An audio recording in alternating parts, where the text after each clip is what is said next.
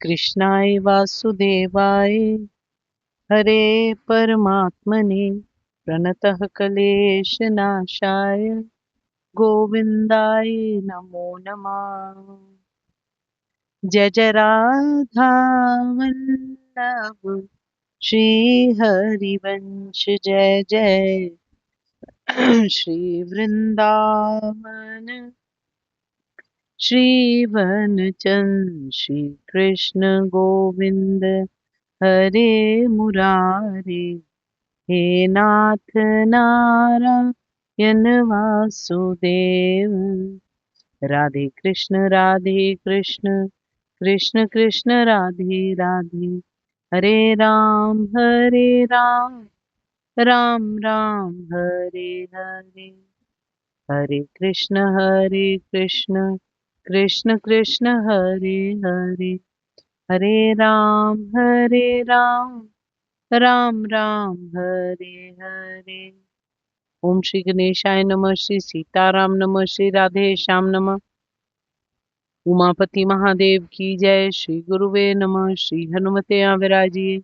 सब संतन की जय जय। सब भक्तन की जय जय। जय जय सीताराम जय जय राधे श्याम। श्री हित हरिवंश श्री हित हरिवंश श्री हित हरिवंश।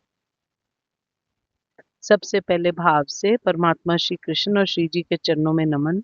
बार बार प्रणाम करते हुए आज की वार्ता अपने प्रिय प्रभु और सद्गुरु महाराज के चरणों में निवेदन करते हुए मैं आगे बढ़ती हूँ। म्यूट कर लेना, किसी का अनम्यूट नहीं हुआ, किसी का अनम्यूट है, सॉरी, म्यूट कर लीजिएगा प्लीज। वंदे नवघन श्यामं द्विभुजं मुरलीधरं लसत्पीठपटं रम्यं सराधं पुरुषोत्तमं गोवर्धनाधरं वन्दे गोपालं गोपरूपिणं गोकुलो उत्सवम् ईशानं गोविन्दं गोपिकाप्रियम्। निर्मानमोहाजितसङ्गदोषा अध्यात्मनित्या विनिवृत्तकामा द्वन्द्वैर्विमुक्ता सुखदुःखसंज्ञै गच्छन्त्यमूढा पदं व्ययं तत्। गच्छन्त्यमूढा पदं व्ययं तत्। कल हमने पढ़ा था श्लोक संख्या नंबर 48, लास्ट किया था, विराट रूप 11वां अध्याय गीता जी, जिसमें भगवान जी कहते हैं, श्री कृष्ण कहते हैं, मनुष्य लोग उनका ये रूप जो है वो ना देखने से, ना पढ़ने से, ना वेद पढ़ने से, ना दान करने से देख सकते हैं। मनुष्य लोक में इस प्रकार विश्व रूप वाला मैं ना वेद और यज्ञों के अध्ययन से, ना दान से, ना क्रियाओं से और ना उग्र तप से ही तेरे अतिरिक्त दूसरे किसी के द्वारा देखा जा सकता हूँ। अर्जुन के अतिरिक्त जगत में कोई भी श्री कृष्ण के रूप को नहीं दे सकता था। ये पहली बार दिखाया था श्री कृष्ण ने, जो अपने भक्त प्रेमी सखा के लिए उन्होंने विराट रूप के दर्शन कराए थे। अर्जुन जो भयभीत हुआ, सहमा हुआ, जमीन पर बैठ गया था, युद्ध त्याग दिया था और विराट रूप के दर्शन उसको हुए थे क्योंकि उसने नम्रता से भगवान जी के आगे अपना सरेंडर किया था। अब वो अपने अज्ञान से बाहर निकल रहा है और परमात्मा उसको ज्ञान दे रहे हैं। अब यहाँ अर्जुन अपने ज्ञान को समेट रहा है और अज्ञान से बाहर निकल रहा है। इसीलिए यहाँ पर भगवान जी कहते हैं कि कौरवों में श्रेष्ठ वीर पुरुष तो तुम हो अर्जुन। तुम्हारे जैसे वीर पुरुष के लिए इस प्रकार भयभीत होना शोभा नहीं दे रहा, इसलिए तुम्हें भय नहीं करना चाहिए, तुम अपने शस्त्र उठाओ। श्लोक संख्या नंबर 49। श्री कृष्ण अर्जुन को कहते हैं, मेरे विकराल रूप को देखकर तो तुम्हें व्याकुलता नहीं होनी चाहिए, ना ही कोई मूढ़ भाव दिल में आना चाहिए। क्यों? मेरे इस प्रकार के इस विकराल रूप को देखकर तुझको व्याकुलता नहीं होनी चाहिए और मूढ़ भाव भी नहीं होना चाहिए। तू भय रहित और प्रीति युक्त मन वाला होकर उसी मेरे शंख चक्र गदा पद्म युक्त चतुर्भुज रूप को फिर देख। तुम मेरे इस भयानक रूप को देखकर अत्यंत विचलित और मोहित हो गए, अब मैं इसे समाप्त करता हूँ। हे मेरे भक्त, तुम समस्त चिंताओं से मुक्त हो जाओ। तुम समस्त चिंताओं से पुनः मुक्त हो जाओ। तुम शांत चित्त से अब अपना इच्छित रूप देख सकते हो। पहले भगवान जी से अर्जुन ने देखो इच्छा करी कि प्लीज मुझे विश्व रूप, उन्होंने दिखा दिया, अपनी विभूतियां वगैरह सब कुछ दिखा दिया। अब वो उनसे आग्रह कर रहे हैं कि कृपया मुझे अपना चतुर्भुज रूप दिखाओ, मुझे बड़ा डर लग रहा है आपके इस रूप को देखकर। तो भगवान जी कहते हैं तथास्तु, जैसी तुम्हारी इच्छा वैसा मैं पूरा करूंगा।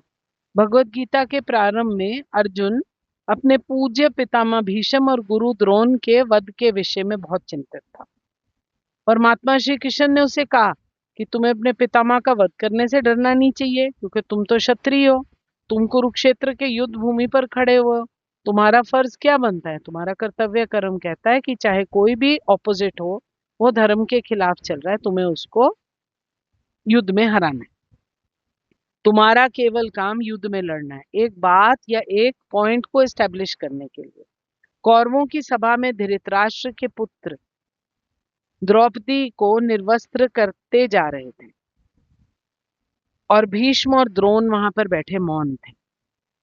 इसका मतलब भीष्म और द्रोण ने अपने कर्तव्य से विमुखता दिखाई, इसीलिए उनका वध होना चाहिए। वो उनकी पुत्रवधू थी। पुत्रवधू ही नहीं, किसी भी स्त्री के साथ अगर ऐसा जघन्य कार्य होता तो उनको खड़े होना चाहिए था, परंतु वो वहां पर बैठे रहे। औरत किसके पास जाती? श्री कृष्ण ने अर्जुन को अपने विश्व रूप का दर्शन इसीलिए दिखाया था कि लोग अपने कुकृत्यों के कारण ये पहले ही मारे जा चुके। जो ये द्रोणाचार्य हैं और भीष्म पितामह, ये अपने कुकृत्यों के कारण पहले मारे जा चुके। अर्जुन को इसीलिए दिखाया था कि इन्होंने तो मरना ही मरना है, ताकि, क्योंकि भक्त शांत होते हैं और ऐसे जघन्य कर्म कभी नहीं करते, परंतु भीष्म पितामह और द्रोणाचार्य ने ऐसे कर्म किए। विश्व रूप प्रकट करने का अभिप्राय यहाँ पर स्पष्ट हो चुका है। अब अर्जुन श्री कृष्ण के चतुर्भुज रूप को देखना चाहते हैं, इसीलिए भगवान जी उसको अपना चतुर्भुज रूप दिखाते हैं। श्लोक संख्या नंबर 50। अब संजय कुरुक्षेत्र से धृतराष्ट्र को युद्ध का जो वर्णन कर रहे हैं, अब संजय के उवाच जाते हैं। संजय उवाच, संजय बोले, वासुदेव भगवान ने अर्जुन के प्रति इस प्रकार कहकर फिर वैसे ही अपने चतुर्भुज रूप को दिखलाया, और फिर महात्मा श्री कृष्ण ने सौम्य मूर्ति होकर इस भयभीत अर्जुन को दर्शन दिया, धीरज दिया। जब दो जने एजिटेटेड होते हैं तो दोनों को एक दूसरे की बात नहीं सुनाई देती। अब यहाँ अर्जुन एजिटेटेड है, परंतु भगवान जी महात्मा है, इसीलिए संजय उनको महात्मा के नाम से पुकार रहे हैं। वो अर्जुन को धीरज देते हैं, तू डर मत, व्याकुल मत हो। ये सब केवल अर्जुन को ज्ञान देने की वजह से किया गया था। अपनी एक एक विभूति के बारे में संक्षिप्त में भगवान जी अपनी पावर और ग्रेटनेस अर्जुन को दिखा रहे हैं। वो उसकी अज्ञानता से उसको परे हटाने के लिए ये सब कुछ बता रहे हैं, कोई अहंकार पूर्ति से नहीं बता रहे। भगवान जी सिर्फ उसको रीअश्योर कर रहे हैं कि ये देख मैं चीज क्या हूं, और तू किसके आगे कह रहा है कि मैं लड़ाई नहीं करूंगा। उसके मन में जो भ्रम संशय उठ रहे थे, मोह आसक्ति जिसकी परतें पड़ी हुई थी, उनको दूर करना आवश्यक था। श्री कृष्ण ने अपना विश्व रूप दिखलाया ताकि अपनी आत्मा के समक्ष अर्जुन परमात्मा को समझ सके और भगवान के रूप को पहचान सके। विश्व रूप भी भगवान जी श्री कृष्ण का ही है, वो भी उनका स्वकीय ही है, और भगवान जिस मानुष रूप में सामने प्रकट रहते हैं वो श्री कृष्ण रूप, वो भी उनका स्वकीय ही है। क्योंकि विश्व रूप अर्जुन के सामने प्रस्तुत था और उसको देखकर वो भयभीत हो रहा था, इसीलिए उसने भगवान जी से दूसरा चतुर्भुज रूप दिखाने की कल्पना करी। जिनकी आत्मा अर्थात स्वरूप महान हो उनको महात्मा कहा जाता है। भगवान श्री कृष्ण सबके आत्म रूप है, इसलिए वो महात्मा है। अर्जुन भगवान जी को महात्मा के नाम से संजय भगवान जी को महात्मा के नाम से पुकारते हैं। अर्जुन को अपने चतुर्भुज रूप का दर्शन कराने के पश्चात महात्मा श्री कृष्ण ने परम शांत, श्याम सुंदर मानुष रूप से युक्त होकर भय हुए और व्याकुल हुए हुए अर्जुन को धैर्य बंधाया। श्लोक संख्या नंबर 41। भगवान जी अभी तक तो बोल चुके उसको। भगवान के विकराल रूप को देखकर अर्जुन सहम गया, भयभीत हो गया, परंतु अब वो स्थिति कंट्रोल में आ गई। अब वो संभलना शुरू हो गया, उसको ज्ञान आना शुरू हो गया। यहाँ पर एक और बात की इंडिकेशन है कि जब हमारे मन के अंदर ज्ञान स्टेप इन करने लगता है तो हम सौम्य और शांत होने लगते हैं। जब हमारे मन के अंदर ज्ञान स्फुरित होने लग जाता है तो हमारा जो अधीर है वो खत्म हो जाता है। हमारा जो जो हम धीरज लूज कर जाते हैं वो खत्म हो जाता है। जो माया से इन्फ्लुएंस्ड होते हैं वो शांत होने लग जाते हैं। ऐसे ही भयभीत और सहमा अर्जुन अब अपनी स्थिति पर काबू पा रहे हैं। अब वो संभलना शुरू हो गया। श्री कृष्ण के मुंह से निकले वाक्य उसको धीरज पहुंचा रहे हैं। और इन सब को सुनकर अर्जुन अब भगवान जी से क्या कहता है? अर्जुन कहते हैं,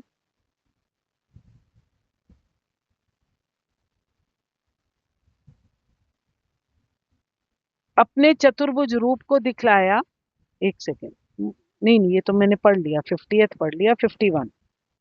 अर्जुन बोले, हे जनार्दन, आपके इस अति शांत मानुष्य रूप को देखकर अब मैं स्थिर चित हो गया हूँ और अपनी स्वाभाविक स्थिति को प्राप्त हो गया।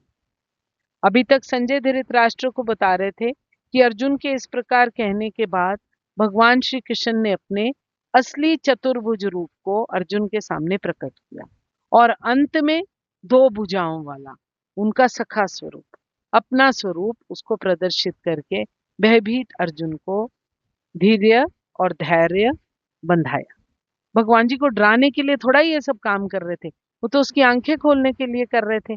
अतः उन्होंने अपना जो भक्त था अर्जुन, उसका भय दूर किया एंड में, और पुनः उसे अपना सुंदर सौम्य रूप दिखला दिया। जिस व्यक्ति की आंखों में प्रेम रूपी अंजन लगा हो वही श्री कृष्ण के सौम्य रूप का दर्शन कर सकता है। इसका मतलब अर्जुन की आंखों में अब प्रेम रूपी अंजन लग चुका था। श्लोक संख्या नंबर 51 में भगवान जी कहते हैं, जब अर्जुन ने श्री कृष्ण को उनके आदि रूप में देखा तो कहा, हे जनार्दन, आपके इस अतीव सुंदर मानव रूप को देखकर मैं स्थिर चित्त हूँ और मैंने अपनी प्राकृत अवस्था प्राप्त कर ली। एक बार हमने पहले भी डिस्कस किया था, जैसे आपको याद होगा जब हम स्कूल में होते थे तो छोटे छोटे पीसेस ऑफ पेपर काट लेते थे और टेबल पर रख देते थे, और फिर उसके बाद अपनी कोई कंघी लेते थे, उसको अपने बालों में तीव्र गति से ऐसे ऐसे ऐसे ऐसे करके तेज से जैसे चार्जिंग करते थे, और फिर उन पेपर्स के पास लेके जाते थे। वो पेपर्स एकदम हलचल में पड़ जाते थे, हलचल में पड़ जाते थे। अब इसको दो तरीके से देखा जा सकता है। अर्जुन के ये जो भगवान जी ने उसको जो ज्ञान दिया है, उसके मन में सबसे पहले हलचल हुई। उसको समझ नहीं आया कि ये सब कुछ मेरे साथ हो क्या रहा है, और वो भयभीत स्थिति में था, इसलिए उसके कंफ्यूज्ड इमोशंस थे। पर जब वो चार्जिंग थोड़ी सेटल हो जाती है, जब वो ज्ञान उसको अंदर हजम होना शुरू हो जाता है, अब अर्जुन शांत होना शुरू हो जाता है। अब वो भगवान जी ने उसके अंदर जो चिंगारी लगानी थी, उसकी जो चार्जिंग करनी थी, या उसको जो उत्तेजना प्रोवाइड करनी थी, वो कर चुके हैं। अब भगवान जी कह रहे हैं कि तुम्हारा ज्ञान पूर्ण हुआ, अब तुम्हारे मैंने होश उड़ा दिए, अब मैंने तुमको दोबारा होश में ला दिया अर्जुन, अब जाग जाओ। और इसीलिए भगवान जी अपना सौम्य रूप उसको दिखा रहे हैं। भगवान जी का विकराल रूप देखकर सहमा हुआ भयभीत अर्जुन अब अपनी स्थिति को कंट्रोल कर रहा है और संभलना शुरू हो जाता है। श्री कृष्ण से मुंह से निकला हुआ वाक्य उसको अब धीरज बंधा रहा है, और अर्जुन कहता है, हे जनार्दन, आपके इस अति शांत मनुष्य रूप को देखकर अब मैं स्थिर चित हो गया हूँ, अपनी स्वाभाविक स्थिति को प्राप्त कर चुका हूँ। जब अर्जुन ने श्री कृष्ण को उनके आदि रूप में देखा तो बोला, आपके इस अतीव सुंदर मानवीय रूप को देखकर मैं स्थिर चित हूँ भगवान।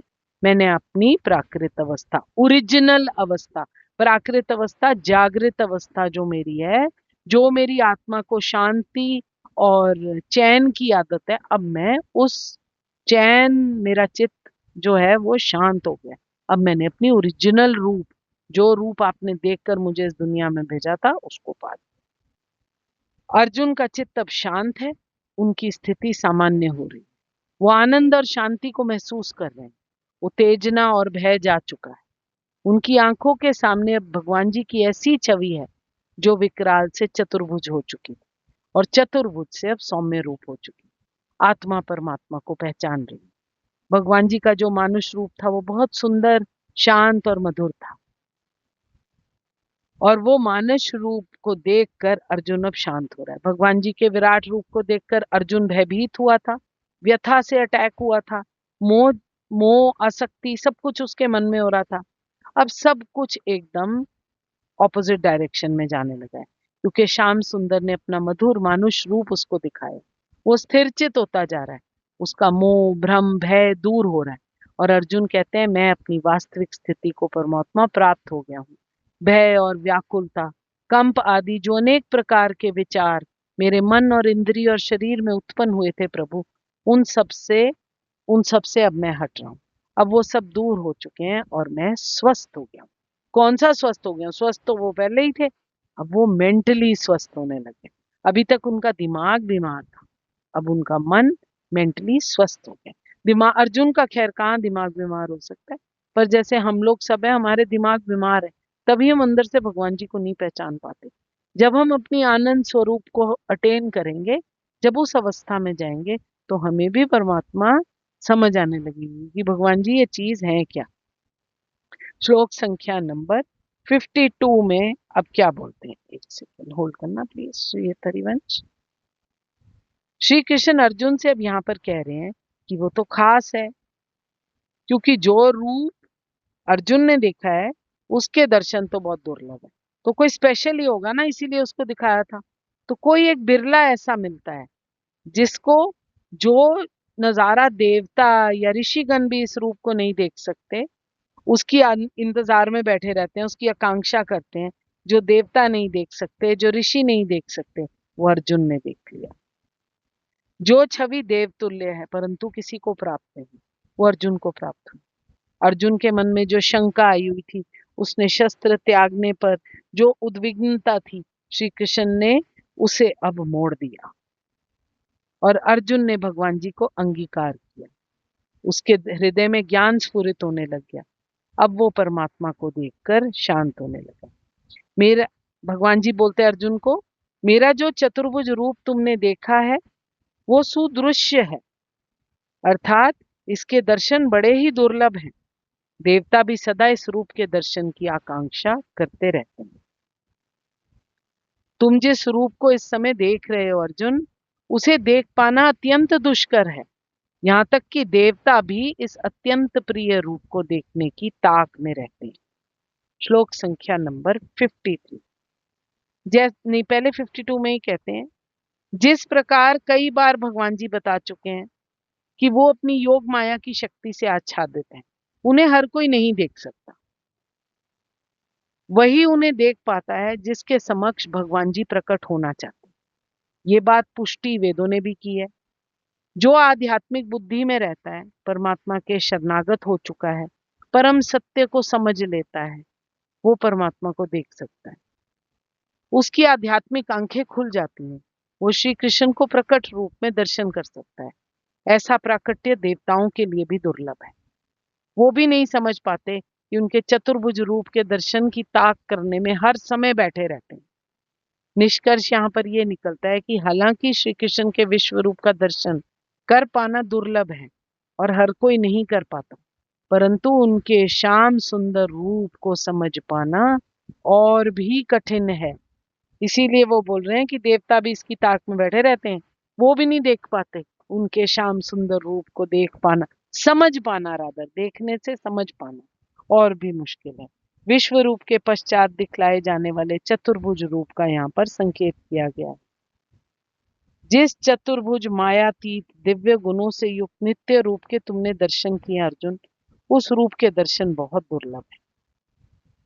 केवल कोई मेरा अनन्य भक्त उसको देख सकता है।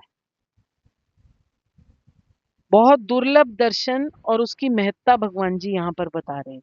देवता लोग भी सदा इसको देखते रहने के लिए इच्छुक हैं, परंतु देख नहीं पाते।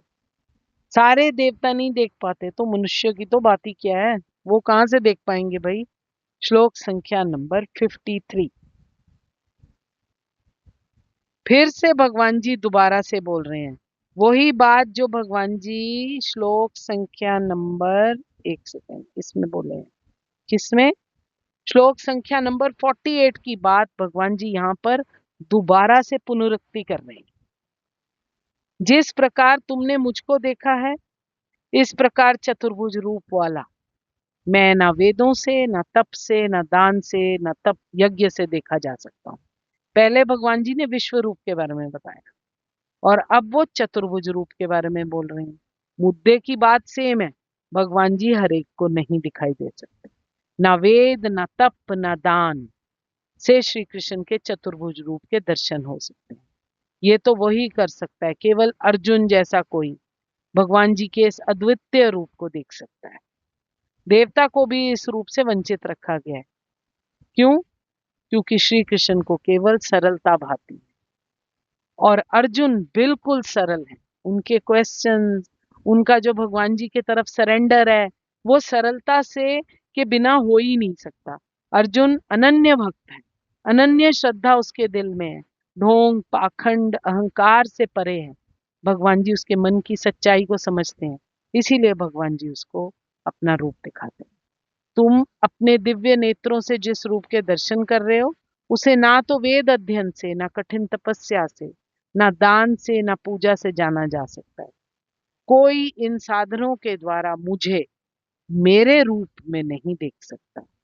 ना ही वो लोग श्री कृष्ण को समझ सकते हैं जो औपचारिक पूजा करके मंदिर जाते हैं, सिर्फ अपना नियम पालन करते हैं। वो भले ही वहां जाते रहें, श्री कृष्ण के असली रूप को कभी नहीं समझ सकते। श्री कृष्ण को केवल भक्ति मार्ग से समझा जा सकता है, निर्मल हृदय से समझा जा सकता है, ढोंग पाखंड उसके बिना समझा जा सकता है। जितना सरल इंसान, उतना भगवान जी के दर्शन। श्री कृष्ण के चतुर्भुज रूप को देखना असंभव है, भगवान जी कह चुके हैं, वो स्वयं कह रहे हैं। परंतु इसका एक उपाय है जो बहुत आसान भी है परंतु असंभव भी। परंतु हे परंतप अर्जुन, श्लोक संख्या नंबर 54।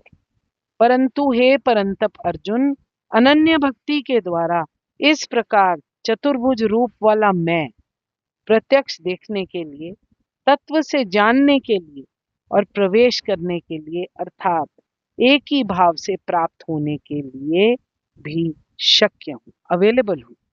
भगवान जी कह रहे हैं आई एम अवेलेबल। भगवान जी कह रहे हैं तत्व से जानने के लिए, प्रवेश करने के लिए चतुर्भुज रूप में अवेलेबल हूं। एक ही भाव से प्राप्त किया जा सकता हूं, वो है भक्ति। हे अर्जुन, केवल अनन्य भक्ति द्वारा मुझे इस रूप में समझा जा सकता है जिस रूप में मैं तुम्हारे समक्ष खड़ा हूं, और इसी प्रकार मेरे साक्षात दर्शन भी किए जा सकते हैं। केवल इसी विधि से तुम मेरे ज्ञान का रहस्य पा सकते हो। कोई ये नहीं जान सकता कि किस प्रकार चतुर्भुज रूप परमात्मा अपनी माता के गर्भ से उत्पन्न हुए, फिर उनके आग्रह कहने पर तुरंत दो भुजों वाले रूप में बदल गए। ये बात ना वेद समझ सकते हैं, ना किसी अध्ययन से समझी जा सकती है, ना किसी दार्शनिक चिंतन द्वारा समझी जा सकती है। यहाँ पर स्पष्ट कहा गया है, ना उन्हें कोई देख सकता है, ना इन बातों के रहस्य को समझ सकता है। परंतु जो लोग वैदिक साहित्य के अनुभवी विद्यार्थी हैं, वो अनेक प्रकार से वैदिक ग्रंथों के माध्यम से परमात्मा को थोड़ा थोड़ा जान सकते हैं। इसके लिए बहुत सारे विधि विधान दिए गए हैं। यदि कोई सचमुच भगवान जी को जानना चाहता है तो उसके पास प्रमाणिक ग्रंथों में उल्लेखित विधियों का पालन करना चाहिए। इन नियमों के अनुसार तपस्या कर सकता है। कठिन तपस्या, एकादशी का उपवास, दान देना, संसार भर में श्री कृष्ण दर्शन करना, श्री कृष्ण भावनामृत को फैलाने में लग जाना, भगवान जी का प्रचार करना संसार में सबसे बड़ा दान माना जाता है। कोई विधि पूर्वक मंदिर या किसी की कंस्ट्रक्शन करा देना, भगवान जी की पूजा करके, सम्मान प्रदान करके उन्नति तो जरूर कर सकता है, परंतु अविचल जब उसके मन में भक्ति भाव हो जाता है और उसका मार्गदर्शन गुरु की निगरानी के अंदर होता है, उसके मन में अविचल श्रद्धा प्राप्त हो जाती है, भगवान जी के दर्शन तब वो कर सकता है। प्रकट रूप के दर्शन मानसिक चिंतन द्वारा श्री कृष्ण को नहीं समझा जा सकता। प्रमाणिक गुरु का मार्गदर्शन आवश्यक है। उसके लिए श्री कृष्ण को समझने का शुभ आरंभ कर पाना सबसे पहले गुरु दीक्षा लेना। कोई अन्य विधि नहीं समझ आती, कोई अन्य विधि प्रयुक्त नहीं की जा सकती। आप भगवान जी से कनेक्टेड जरूर रह सकते हो, अध्ययन करके, कठिन तपस्या करके, सब कुछ करके, परंतु भक्ति का बीज तो परमात्मा पर निर्भरता से ही डेवलप होता है। नारायण का चतुर्भुज रूप और श्री कृष्ण का द्विभुज रूप दोनों ही शाश्वत तथा दिव्य हैं। जबकि अर्जुन को जो दिखलाया गया था वो पहले वाला विश्व रूप नश्वर था, टेम्पररी, थोड़े टाइम के लिए था। विश्व रूप तो वो उसी में बैठते हैं क्षीर सागर में, और चतुर और दो भुज रूप के अंदर तो आज भी वृंदावन में बैठे हैं भगवान जी और दिखाई देते हैं, परंतु उसके लिए अपने आप को भक्ति में रत करना पड़ेगा। इसके लिए बोलते हैं जिनके श्वास लेने से ही जिनमें अनंत ब्रह्मांड प्रवेश हो जाते हैं तथा पुनः बाहर निकल आते हैं, वो महाविष्णु के अंश रूप है। वो महाविष्णु श्री कृष्ण के अंश रूप है। अतः मैं गोविंद या कृष्ण की पूजा करता हूँ जो समस्त कारणों के कारण है। मनुष्य को चाहिए कि श्री कृष्ण के साकार रूप को भगवान मानकर पूजे, क्योंकि वही उनका सच्चिदानंद स्वरूप है। वो विष्णु के समान रूपों के उद्गम है, समस्त अवतारों के उद्गम है, आदि महापुरुष हैं। भगवत गीता में इसकी पुष्टि की गई है। मैं श्री कृष्ण को प्रणाम करता हूँ जो सच्चिदानंद स्वरूप है। मैं उनको नमस्कार करता हूँ क्योंकि उनका ज्ञान लेने का अर्थ है वेदों को जान लेना। अतः वो ही मेरे परम गुरु हैं। कृष्णो वै परम दैवतम, कृष्ण भगवान है। वो कृष्ण भगवान हैं और पूज्य हैं।